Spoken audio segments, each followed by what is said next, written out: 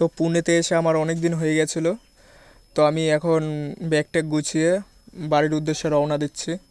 তো তোমরা আমার সাথে থাকো, ভিডিওটা পুরো ফুল দেখতে থাকো, ওয়াচ করো ভিডিওটা। তো রুমের ভিতরে আমার কিছু সমস্যা ছিল, ওই জন্য রুমের ভিতরে ভিডিও করিনি, ডাইরেক্ট আমি অটোর ভেতরে ভিডিও বানাচ্ছি। তো তুমি যখন অহিলানগরে প্রথম প্রথম নতুন আসবা, তোমার কাছ দিয়ে বেশি টাকা নেওয়ার চেষ্টা করবে অটোওয়ালারা, কিন্তু এর ফিক্স রেট হলো পুরো 100 টাকা। তো স্টেশনের ভিতরে আমি চলে এসেছি, এখন ওয়েটিং রুমের ভিতরে বসে আছি। তো ওয়েটিং রুমের ভেতরে অনেকক্ষণ ধরে বসে আছি, বসে বসে টাইম পাস করছি, আর কিচ্ছু করার নেই। তো ট্রেন প্রায় 5 ঘন্টা ধরে লেট আছে।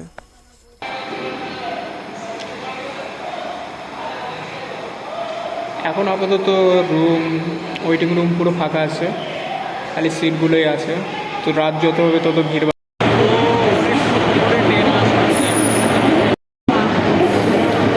অনেকক্ষণ দাঁড়িয়ে থেকে থেকে অনেকক্ষণ পরে ট্রেনটা আসলো। প্রায় কম না করো 10-20 মিনিট লেট, তাও 1.5 ঘন্টা মতো লেট হয়ে গেছে ট্রেন।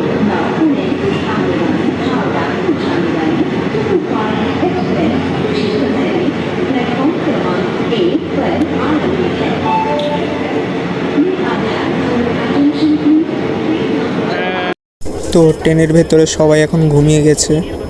তো দেখো, অনেক মানুষ নিজের দুঃখ কষ্ট স্বপ্ন নিয়ে সব নিজের সব বাড়ির দিকে ফিরে যাচ্ছে। মানুষের কতই না কী স্বপ্ন থাকে,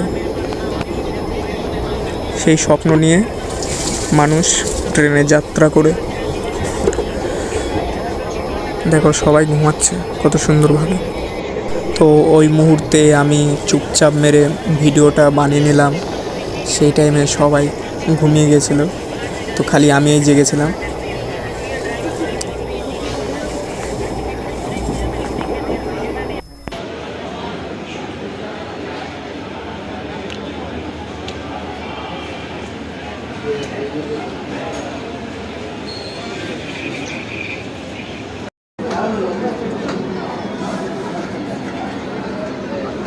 তো এখানেই কম না করো খড়গপুরে দাঁড়িয়ে 30 মিনিট লেট করবে ট্রেন এখনও।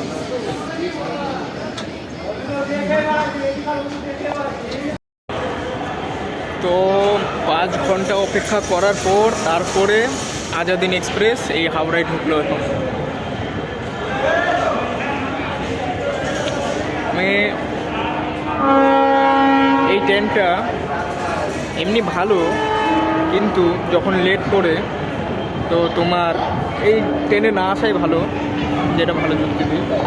5 ঘন্টার ট্রেন লেট ছিল তোমার এখান দিয়ে। তো যারা যারা নতুন পুনেতে যাওয়া ভাবছো, তো আমি বলছি আজাদিন এক্সপ্রেসে না যেয়ে দুরন্ত এক্সপ্রেসে যাওয়াই